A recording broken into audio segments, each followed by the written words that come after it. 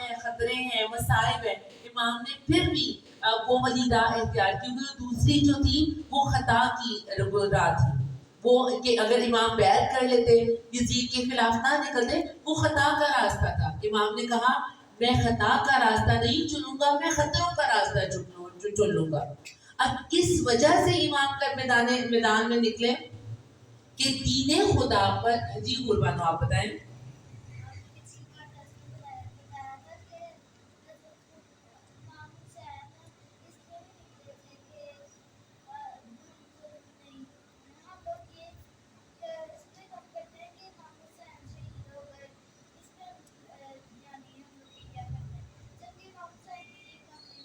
امام کو یہ غم نہیں تھا، شاباش، ویری گڈ۔ کب شروع ہوا؟ 10 محرم کے بعد، کہ امام پر ظلم کیا گیا، شہید کیا گیا، علی اصغر و علی اکبر کو، ہم اسی بات کا، ہم ان کی شہادتیں پڑھتے ہیں اور اس بات پہ غم کرتے ہیں نا، جبکہ کربلا کی مائیں خود اپنے بچوں کو تیار کر کے بھیج رہی ہیں، اپنے بچوں کو تیار کر کے بھیج رہی ہیں۔ جناب ام فروا، جناب ام فروا کون ہے؟ مولا حسن کی زوجہ ہے، ان کے بیٹے کون ہیں؟ جناب قاسم اور جناب عبداللہ ہیں، ٹھیک ہے۔ مولا حسن نے وقت شہادت حضرت عبداللہ کے قاسم کے بازو پر ایک تعویذ باندھا اور جناب ام فروا سے کہا کہ آپ نے یہ تعویذ تب کھولنا ہے جب کبھی آپ کے اوپر بہت مشکل آ جائے۔ امام حسن کی شہادت کے بعد سن 50 ہجری میں امام حسن کی شہادت ہوتی ہے، سن 61 ہجری میں واقعہ کربلا ہوتا ہے۔ یہ تقریباً 10 سال اور 10 دن کا عرصہ بنتا ہے، 10 سال 10 دن کا عرصہ بنتا ہے۔ 10 سال 10 دن میں امام حسین نے اپنی بیوہ بھابھی کا، ان کے یتیم بچوں کا اتنا خیال رکھا ہے کہ کبھی جناب فروا کے ذہن میں کوئی بات ہی نہیں آئی کہ میں نے اس تعویذ کو کھول کر دیکھنا ہے۔ کب مشکل محسوس کی ہے جناب فروا نے؟ جب روز عاشور جناب قاسم امام حسین سے اجازت طلب کرتے ہیں، چچا جان مجھے موت کی اجازت دیجیے، مجھے اجازت دیجیے میں آپ پر قربان ہو جاؤں۔ تب جب امام حسین اجازت نہیں دیتے کہ ایک بیوہ ماں کے لیے اس کی اولاد سب سے بڑا سہارا ہوتی ہے، یہی ایموشنز بڑھا کر ہمیں جو ہے وہ رلایا جاتا ہے نا، لیکن وہ دیکھیں وہ کربلا میں جو لوگ تھے وہ ایموشنز کے سردار تھے۔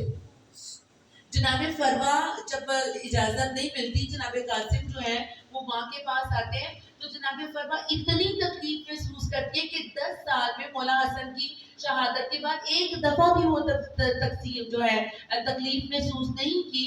اس وقت ان کو ایک دم سے یاد آیا کہ مولا حسن نے کہا تھا کہ جب آپ بہت زیادہ مصیبت میں ہو، تکلیف میں ہو تو اس تعویذ کو کھولیے گا۔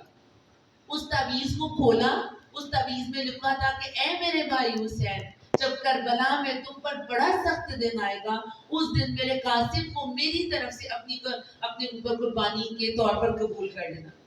جناب فروا نے یہ کھول کر پڑھا، ان کے چہرے پر مسکراہٹ آ گئی، ان کی پریشانی دور ہو گئی کہ یہ مولا حسن کا فرمان ہے اور مولا حسین کبھی بھی مولا حسن کے فرمان کو رد نہیں کریں گے۔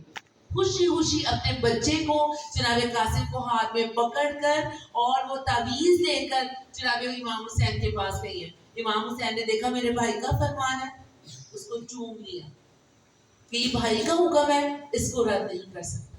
پھر کہتے ہیں قاسم موت آپ کے نزدیک کیسی ہے بیٹا؟ موت آپ کو کیسی لگتی ہے؟ 13 سال کے بچے سے کوئی یہ سوال کرے کہ موت آپ کو کیسی لگتی ہے تو ہم کیا جواب دیں گے؟ بتائیں، کسی کو اس سوال کا جواب ہی نہیں آئے گا۔ اور اگر کسی بڑے سے مطلب میں سوال کروں، مجھ سے وہاں پوچھتے کہ آپ کو موت کیسی لگتی ہے تو ہم تو کہتے ہیں مولا ہمیں تو بہت ڈر لگتا ہے موت سے، لگتا ہے نا موت سے ڈر لگتا ہے، بلکہ کہیں پر فوتگی ہو جائے لوگ خوفزدہ ہو جاتے ہیں، وہاں نہیں جاتے، جہاں پر ڈیڈ باڈی پڑی ہو وہاں پر نہیں جاتے، چاہے وہ آپ کا کتنا ہی عزیز ہو، خوف محسوس کرتے ہیں۔ جبکہ ہمارے مولا حسین پتہ ہے کیا فرماتے ہیں؟ موت بنی آدم انسان کے لیے اس طرح ہے جس طرح ایک عورت کے لیے زیور ہوتا ہے۔ کون سی عورت ہے جو زیور سے محبت نہیں کرتی؟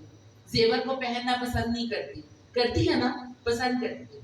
کہ ہر عورت جس کو اگر میں آپ کو نیکلس ملے گا، اپنی چوائس کا نیکلس لے رہے ہیں تو ہم لیں گے نا جو سب سے خوبصورت نیکلس ہوگا وہ لیں گے. اور امام فرما رہے ہیں کہ موت بنی آدم انسان کے لیے ایسے ہے جیسے اس کے لیے گلے میں اس کے گلے کی زینت ہے. میں نے سمجھا موت کو زینت؟ ہم نے نہیں سمجھا، کیونکہ ہم نے دین کو، دین کا اصل دین جو ہے وہ سیکھا ہی نہیں. اب ہمیں موت سے ڈر لگتا ہے، ہمیں موت سے خوف آتا ہے. جس چارپائی پہ کسی مردے کو لٹایا جاتا ہے اس چارپائی پہ کوئی بیٹھنا پسند نہیں کرتا. جس کمرے میں مردے کو نہلایا جاتا ہے وہاں پر کوئی تنہا جانے کو گھبراتا ہے، ڈر خوف کھاتا ہے.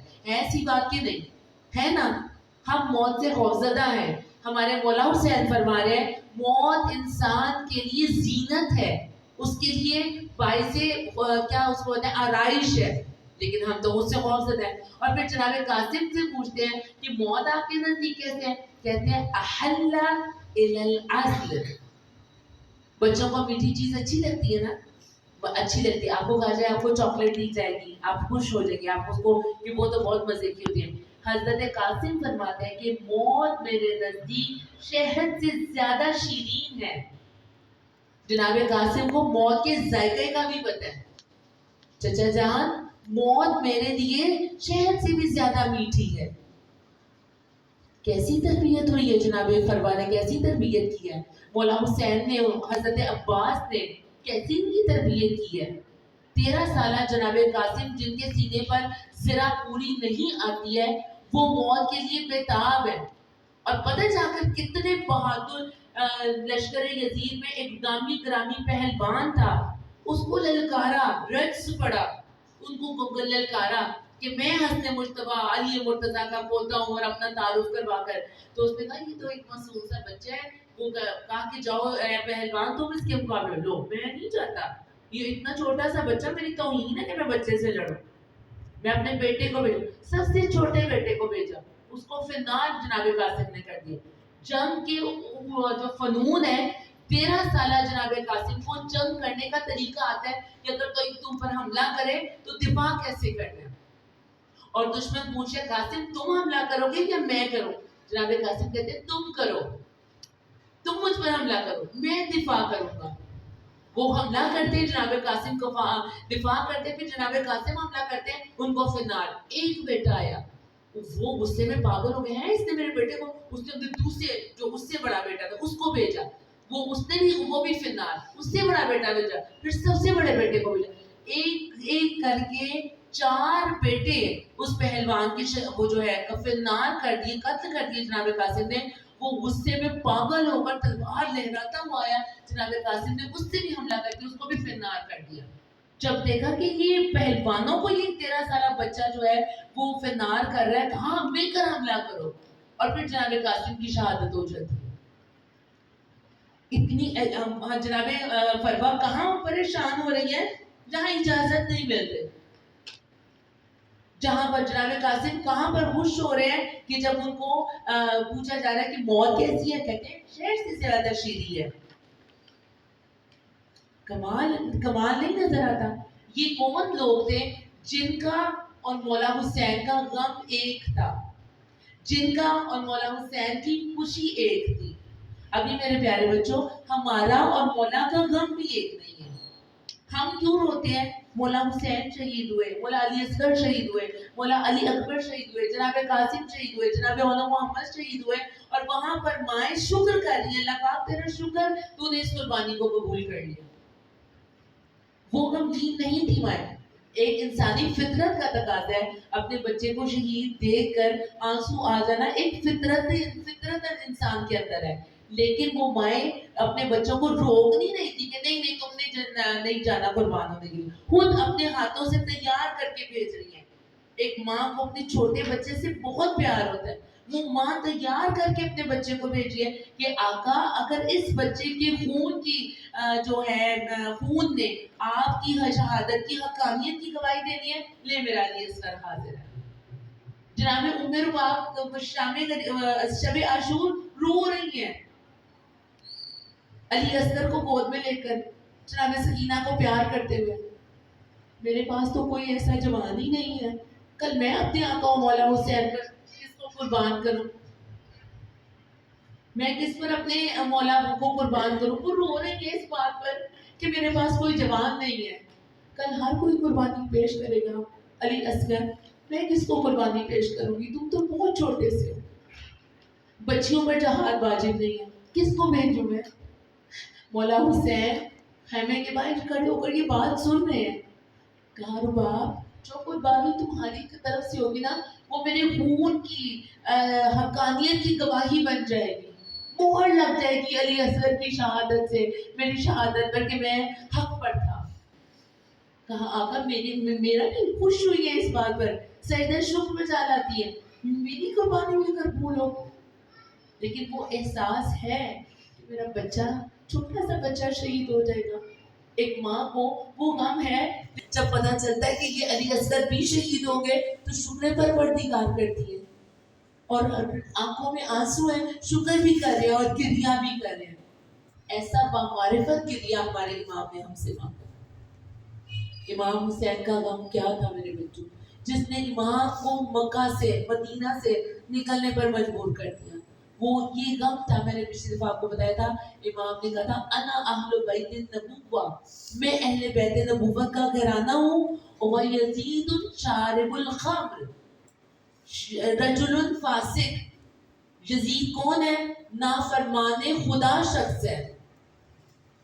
میرے لیے غم کی بات ہے کہ نانا کے ممبر پر وہ شخص آ کر بیٹھے جو خدا کا نافرمان ہے. شارب الخمر، سر عام شراب پیتا ہے، اس کے دربار میں شراب کا دور چلتا ہے. معلن بالفسق، علانیہ گناہ کرتا ہے. قاتل النفس المحرمہ، محترم نفسوں کا قاتل ہے. مثلی لا یبایع مثلا، مجھ جیسا کبھی بھی مجھ جیسے کی بیعت نہیں کرے گا. مولا نے یہ نہیں کہا تھا حسین یزید کی بیعت نہیں کرے گا. امام نے کہا تھا قیامت تک جو مجھ جیسا ہوگا نا، جو میرے لشکر میں سے ہوگا، جو میرا دوست ہوگا، جو میرا شیعہ ہوگا، جو میرا پیروکار ہوگا، وہ کبھی بھی اس جیسے کی بیعت نہیں کرے گا، کبھی بھی اس کو تسلیم نہیں کرے گا. یہ غم تھا میرے بچوں کہ دین خدا نانا کے ممبر پر، رسول اللہ کے ممبر پر ایک ایسا شخص بیٹھا ہوا ہے جو بندروں سے کھیلتا ہے، جس کے دربار میں خواتین رقص و سرور کی محفلیں سے جاتی ہیں، جو اعلانیہ گناہ کرتا ہے، جو بدھ کو جمعہ پڑھا دیتا ہے، جو فجر کی 2 کی جگہ 4 رکعت پڑھا دیتا ہے. امام کو یہ دکھ تھا، یہ غم تھا کہ ایک اسلامی مملکت پر ایک ظالم اور جابر حکمران نہیں ہونا چاہیے. امام اس کو برداشت نہیں کر سکتے. یہ غم تھا امام کا. اس غم نے امام کو کربلا کے لیے جانے کے لیے محرک کیا. یہ غم تھا جو امام کو بیٹھنے نہیں دے رہا تھا. یہ غم تھا کہ امام کہتے ہیں میں شہید ہو جاؤں تو ہو جاؤں، لیکن یہ شخص جو ہے وہ تختہ ممبر رسول پر بیٹھنے کا اہل نہیں ہے. اور بنو امیہ نے، یہ ایسے شخص کیسے آیا؟ بنو امیہ نے. بنو امیہ کون ہے؟ جناب رسول خدا کے زمانے میں بنو امیہ وہ لوگ تھے جو دشمن تھے پیغمبر خدا کے. ان کا جو بڑا تھا ابو سفیان، پھر اس کے بعد معاویہ، پھر یزید تھا. یہ دشمن تھے. اندر سے ابو سفیان نے ساری زندگی رسول اللہ سے دشمنی کی. فتح مکہ کے موقع پر جب جناب رسول خدا نے کہا کہ جو بھی آج میں اعلان معافی ہے، جو بھی کلمہ پڑھ لے گا، جو بھی ہم سے معافی مانگ لے گا، آج ہم اس کو معاف کر دیں گے. ابو سفیان نے اس موقع کو غنیمت جانتے ہوئے کہ آج اعلان معافی ملتا ہے، اسلام کو قبول کر لیا. اور لیکن اندر سے انہوں نے کہا کہ چند دن رسول اللہ کی زندگی ہے، 63 سال یہ رسول اللہ ہو گئے ہیں، اب کتنے دن اور زندہ رہ لیں گے؟ 5 سال 10 سال. جب ان کو ہم راستے سے ہٹا کر تو پھر ہم جو ہے وہ کیا کر لیں گے، ہم دوبارہ اس دین پر قبضہ کر لیں گے. ان کی یہ پلاننگ کہ ہم رسول اللہ کو ہٹا کر اس کے لیے وہ اپنے بیٹے معاویہ کو ممبر پر لے کر آیا. اس نے ان کو جناب رسول خدا کے قریب کیا تاکہ یہ ان کا اعتماد حاصل کر لے. لیکن رسول اللہ تو قلب کے رازوں سے واقف تھے نا. مولا علی جانتے تھے، مولا حسن حسین جانتے تھے یہ مکار شخص ہیں. انہوں نے مکاریاں کر کر کے حکومت کو چھین لیا. جو حق کے امام حسن سے مکاریاں کر کے پیسے دے دے کر لوگوں کو حدیث دیا. جو پیسے سے نہیں بکتے تھے ان کو خوف دیا، ان کی گردنوں پر تلواریں لگ دی کہ تمہاری گردنیں اڑا دیں گے اگر تم ہمارا ساتھ نہیں دو گے، یا تو پیسے لے لو یا گردن اڑا دو۔ لوگوں کو کیا آسان لگتا تھا، لو جی اس طرح تو جان جائے گی، مولا حسن کا ساتھ دے گے تو ہمیں تو کچھ نہیں ملنا، تو لو جی یہ معاویہ کا ساتھ دے دیتے ہیں پھر مال تو ملے گا۔ اور کتنے ہی لوگ جو تھے سارے لوگوں کو اس نے خرید لیا، اور جو سچے شیعہ تھے ان کی گردنوں کے اوپر تلواریں رکھ دی کہ تمہاری گردنیں کاٹ دیں گے اگر تم نے جو ہے ہمارا ساتھ نہ دیا، اگر نہیں تو تمہاری خواتین کی عصمت دری کر دیں گے، تمہارے بچوں کو شہید کر دیں گے۔ امام حسن نے اپنی فوج کا سالار ایک ایسے شخص کو بنا کر بھیجا کہ جس کی ماں کی آنکھوں کے سامنے امامیت کے لشکر نے کہ فوجیوں نے اس کی ماں کے سامنے اس کے بچوں کو ذبح کیا تھا اور اس خاتون کی عصمت دری کی تھی۔ اس کے دل کے اندر بڑا شدید غم و غصہ موجود تھا۔ امام نے اس لشکر، اس آدمی کو چن کر اپنی لشکر کا جو ہے وہ سالار بنایا۔ کیا ہوا، اس کو جو ہے کیا معاویہ نے اس کو دیا، لالچ دیا، تمہیں ڈھیر ساری دولت، سونے کی چاندی کے سکوں سے تمہارا منہ بھر دوں گا، خوبصورت ترین عورت سے تمہاری شادی کروا دوں گا، تم جو ہے نا مولا حسن کا ساتھ دینا چھوڑ۔ اور وہ جس کے اندر انتقام کی آگ بھڑک رہی تھی، دولت کی چمک نے، عورت کی چمک نے اس کو اندھا کر دیا۔ امام کا ساتھ چھوڑ کر دشمن کا ساتھ ساتھی بن گیا۔ اس طرح مکاریاں کر کے مولا حسن سے حکومت کو جو ہے وہ چھینا گیا، اور یہ امام کے مقابلے میں آ گئے۔ اس طرح سمجھ رہے ہیں آپ اس کی بات، آپ کو سمجھ آ رہی ہے یہ بات؟ امام کا کام کیا تھا کہ مسند رسالت پر کوئی ایسا شخص نہ بیٹھے جو ظالم اور جابر اور اعلانیہ گناہ کرنے والا ہو، اور یہی غم امام کو مدینے سے مکہ لے کر آتا ہے، مکہ سے آگے ان سے امام کو لے کر آتا ہے، کربلا میں لے کر آتا ہے۔ اور یہ ایسا غم ہے کہ امام کہتے ہیں شہید ہو جاؤ تو ہو جاؤ، بچے بھی شہید ہو جائیں، لیکن اس غم سے امام جو ہے دستبردار نہیں ہوتے۔ میرا غم کیا ہے، مولا شہید ہو گئے، مولا کا غم کیا ہے کہ ایک اسلامی حکومت پر ظالم اور جابر حکمران قابض ہے اور امت مسلمہ خاموش ہے، یہ امام کا غم ہے۔ آج اگر امام پاکستان میں ہوتے، آج اگر امام پاکستان میں ہوتے تو امام بھی حکومت وقت کے خلاف کھڑے نکلتے، کیونکہ یہ بھی ظالم اور جابر حکمران ہے۔ لیکن کیا مجھے اور آپ کو اس چیز کا غم ہے؟ مجھے اور آپ کو اس چیز کا غم ہے؟ نہیں ہے۔ ہم اپنی زندگیاں آسان سے گزارے، کیونکہ بنو امیہ نے یہ تعلیم دی کہ حکمران کیسا بھی ہو ہمیں اس کی اطاعت کرنی، وہ اگر وہ کوئی غلط کام کرتا ہے وہ اس کا ذاتی فعل ہے، اس کا ہم سے کوئی تعلق نہیں ہے۔ یہ بنو امیہ نے ممبروں کے ذریعے سے، میڈیا کے ذریعے سے، اس دور کا میڈیا کیا تھے؟ ممبر تھے، ممبروں کے ذریعے سے، اپنے فوجیوں کے ذریعے سے، اپنے بھیجے ہوئے لوگوں کے ذریعے سے عوام کے ذہن میں ڈالا کہ یزید کو وہ کیا کہتے تھے؟ امیر المومنین، مومنوں کا امیر ہے، یہ خلیفۃ المسلمین ہے۔ اس کی وہ کہتے ہیں ان کی مووی اگر آپ مختارنامہ دیکھیں، ایک اور مووی میں دیکھ رہی تھی، یزید کی سلامتی کے لیے یہ والا جو ہے عمل انجام دے، یزید کی سلامتی کے لیے وہ شراب کے جام پی رہے، یعنی کہ اتنا وہ خراب دور آ چکا تھا کہ اگر یزید جو ہے وہ بدھ کو جمعہ پڑھاتا ہے کوئی بولتا ہی نہیں ہے، فجر کی 2 کی جگہ 4 پڑھا دیتا ہے تو کوئی بولتا ہی نہیں ہے کہ یہ خلیفۃ المسلمین ہے، جو کرے جائز ہے، اس کی بات کو ہم نے مان لیا۔ اتنے ان کے ذہن جو تھے وہ ڈل ہو چکے تھے، یہ پروپیگنڈے کر کر کے یزید نے ایسا، اس کے باپ نے اور یزید نے ایسا وہ میڈیا کے ذریعے لوگوں کے ذہنوں کو ڈل کر دیا ہوتا۔ کیا آج کا دور بھی یہی دور نہیں ہے؟ ہمارے ملک میں کتنا ظلم ہو رہا ہے عوام کے اوپر، ہو رہا ہے کہ نہیں ہو رہا؟ ظالم اور جابر حکمران ہمارے ظلم پر نافذ ہے نا، کیا ہم آواز اٹھا رہے ہیں؟ کیا ہم ان کے خلاف بول رہے ہیں؟ یا کوئی نکل کر ان کا مقابلہ کر رہا ہے؟ نہیں۔ اب میں آپ کو وقت جو ہے وہ تھوڑا رہ گیا، صرف آپ کو اب میں امام کا کلام بتاتی ہوں۔ امام کا کلام سنیں بزبان امام کی زبان سے، اور یہ والی بات، یہ جو آپ کلام لکھیں گے، یہ باقی جو آپ کو میں نے سمجھایا ہے اس کو یاد رکھنا ہے۔ آپ نے جو ہے جو اب میں آپ کو لکھوائی اس کو آپ نے یاد کر کے آنا اور ورڈ ٹو ورڈ یاد کر کے آنا ہے۔ ابھی 1400-1200 سال گزر چکے، میرا اور امام کا کام ہی ایک نہیں ہوا، میرے اور امام کی خوشیاں ہی ایک نہیں ہوتی. ہم خوشیوں میں ناچنا اور بھنگڑے ڈالنا شروع کر دیتے ہیں اور امام کو یہ چیزیں تکلیف دیتی ہیں. خوشی کے موقع پر لڑکیوں کو بڑھ سمجھ کر باہر نکلنا اچھا لگتا ہے، میرے امام کو یہ بات تکلیف دیتی ہے. میرا اور امام کا غم بھی ایک نہیں ہے.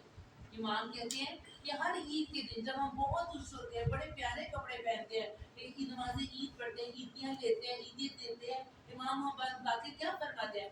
ہر عید کے دن ہمارا غم تازہ ہو جاتا ہے. بولا عید تو خوشی کا دن ہے، آپ کا غم کیوں تازہ ہو جاتا ہے؟ امام نے فرمایا جب ہم مسند امامت پر تابوت کو براجمان دیکھتے ہیں، ہمارا دل غم زدہ اور رنجیدہ ہو جاتا ہے. کیونکہ عید کا دن وہ دن ہے کہ جب امام نے امت سے گفتگو کرنی ہے، امام نے عید بند کی نماز پڑھانی ہے، امام نے لوگوں کو خطبہ عید سنانا ہے. امام کہتے ہیں اس دن ہم خوش ہوتے ہیں، امام کا دل رنجیدہ ہوتا ہے. کوئی ہوتا ہے ایسا کہ عید الفطر یا عید الاضحیٰ کے دن کسی کا دل رنجیدہ ہوتا ہے رنجیدہ؟ نہیں ہوتا. ہم بہت خوش ہوتے ہیں.